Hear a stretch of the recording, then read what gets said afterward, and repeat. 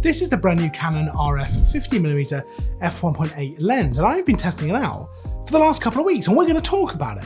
And as you might be able to tell already, I'm pretty excited. I know this is a very cheap lens, link in description to check out the full price and all that kind of stuff, but it is cheap, let me tell you. Woohoo! It's a Nifty 50, which essentially means it's the cheapest prime lens in the Canon RF native range.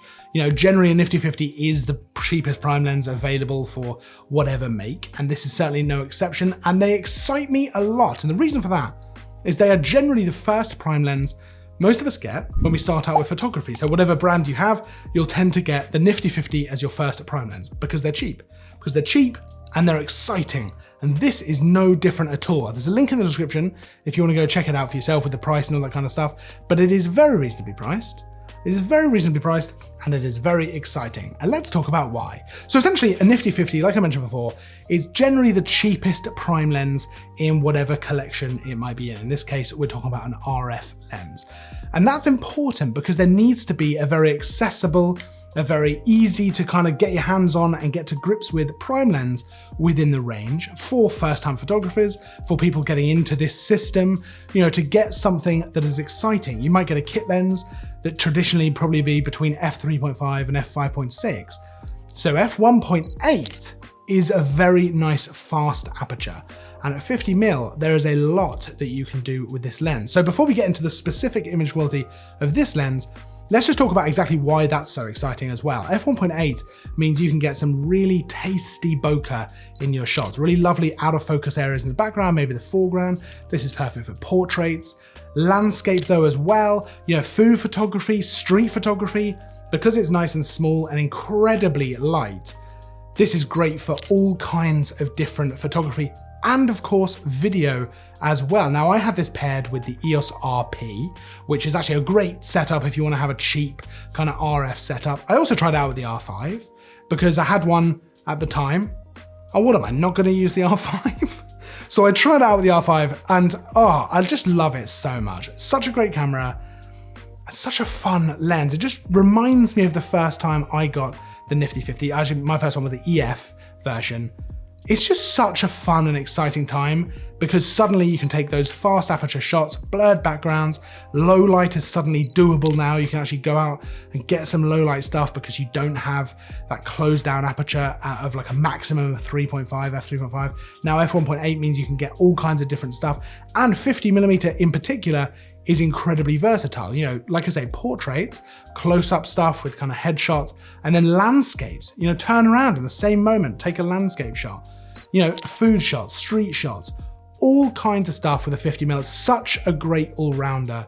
And with that fast aperture, you can get all kinds of stuff. Now let's talk about this lens in particular, because everything I've just said really applies to just Nifty 50 lenses, right? Cheap 50mm. But let's talk about this one in particular. Now, I love the RF lenses. I think they all are fantastic in terms of image quality. I love the way they feel. I love the ring that they have on them that you can customize to do different things. I think that's such a great idea. This is no different. I actually think for the price that this is, the image quality is so good. It's surprising, really. Now, of course, this isn't going to be as good as the 50mm f1.2, you know, but then it's a totally different price point. It is a completely different market. And for what you're talking about with this lens, which is generally someone's first prime lens, you know, a cheap prime lens to have in your camera bag, this absolutely gets the job done. I think the image quality is really good, especially when you consider the price point, and I think it's able to capture some fantastic images. It works obviously extremely well with the R5, no surprises. It does work really well with the RP as well, which I was nervous about just because the R5 and the R6, which I've been using more recently, are just so much better as cameras. They should be, right, price-wise, than the RP. But actually, it works really well. The autofocus is nice and quick, nice and accurate, zero problems. It's just a fun lens to use. Now, it's also great for videographers as well. So if you want to get into video, this is a fantastic lens to kind of start off with. You're going to get a great focal length, nice cinematic look, especially shooting at f1.8. Really, really happy with this lens in particular. That's a 43mm filter diameter, so ND filters, polarizing filters, whatever you want to get, absolutely you could slap on there. That's gonna be great for video again, especially a variable ND. But I also love the size and the weight. Like I say, you know, it's very small, obviously you can see that, but it is incredibly light. It's, you know, it's almost so light I didn't know if it was in the box when it arrived. but it's so light and easy to take around. So on the front of the RP, for example, that becomes a very lightweight system. The R5, you know, a little bit heavier camera, but it's still a nice, lightweight, easy to take around system, which means you don't have to carry around this massive bag and all that kind of stuff. And the beauty of something like this is you could head out with just this lens and be pretty confident you're gonna be able to capture whatever it is you wanna get. In terms of build quality, obviously, you know, it's a plastic design. At this price point, I'd be shocked if it was all metal, but it's a plastic design, which is absolutely fine to be honest. It's exactly what you'd expect. You know, if you're paying £1,000, you might be disappointed, but you're not, and this is perfect. There's not a huge amount on the lens itself. You've got one switch to actually switch this ring at the front between a focus ring and a control ring where you can customize what it does. That means if you're using autofocus all the time, you can have it on control, customize this to be aperture or ISO, whatever you like really. I really like that feature with the RF lenses that you can do that. But of course, if you want to manual focus, you've got the option as well, which I really like. I hadn't thought about that actually. I hadn't thought about that because it's pretty small.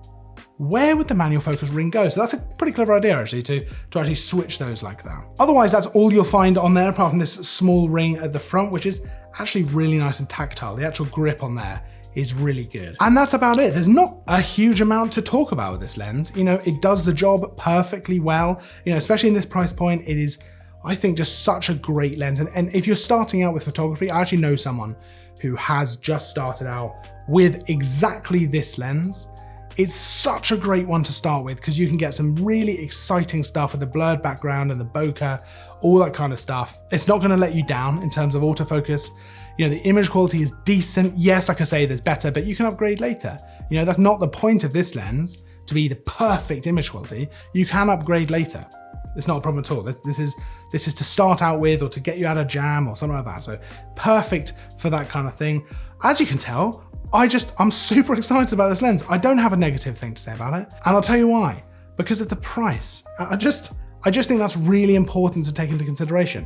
This works exactly as well, maybe even better than it should for that price. And sure, negative comment, it's not as good as the RF 50mm f1.2, but it'd be ridiculous if it was. It would be ridiculous if it was. Plus that's a bigger lens, a heavier lens, a different kind of lens.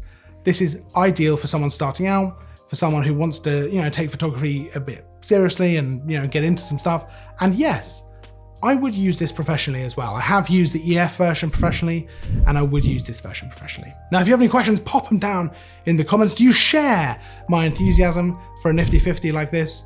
Or do you have other thoughts? I'd love to hear down in the comments what you think. Of course, don't forget to like and subscribe if you enjoyed the video. There's links as well to actually go and check this lens out down in the description. I will, of course, see you in the next video. And as always, thanks for watching.